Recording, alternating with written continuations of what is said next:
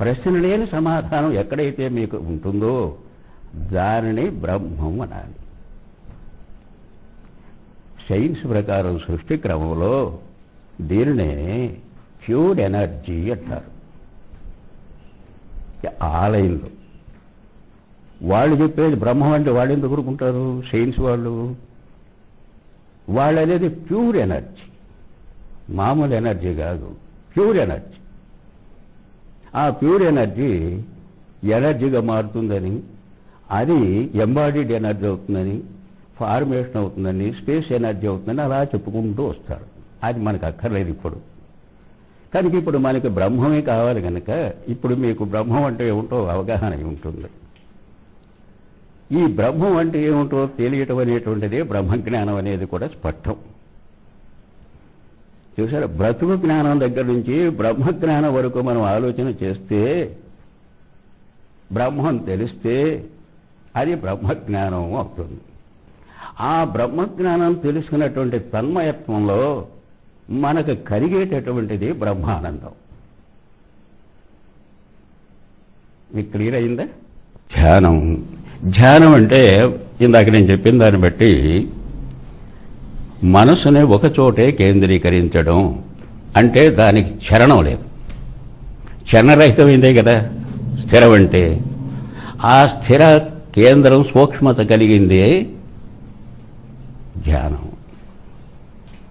చూసారే, మనసుని ఆ స్థిరమైనటువంటి పాయింట్కి చేరిస్తే ధ్యానం ద్వారా అది ధ్యానం అని చెప్పేసి మనం అనుకుంటున్నాం. సరే, ప్రస్థానం అంటే చలనముతో కూడినటువంటిది అని. అది ఒక చోట ఉండదు, ఎప్పటికప్పుడే అక్కడ ఉండదు, ఎప్పటికప్పుడే అక్కడ ఉండదు.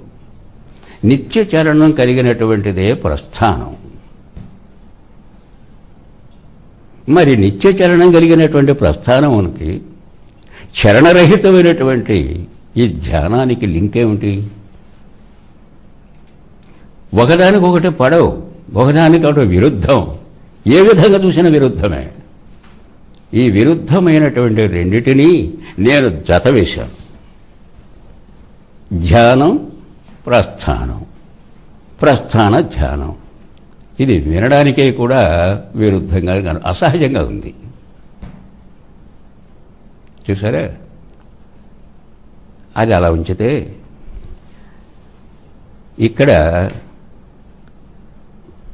రెండు ఎక్కడైతే ఉంటాయో రెండు పాజిటివ్లు ఉండవు. ఎంతో కొంత భేదంతో ఒకదానికి ఒకటి విరుద్ధంగా ఉంటాయి. నిత్య జీవితంలో కూడా ఆడామగతో సహా ఏ విధంగానైనా సరే ప్రాణం ఒకటైనా ఆడామగ మనసులు వేరు కదా. ఇలాగే రెండు ఎక్కడైతే ఉంటాయో ఒకదానికి విరుద్ధత ఉంటుంది అనేది దానే ద్వంద్వం అని చెప్పేసి అంటాం. మానవ జీవితం ద్వంద్వమే.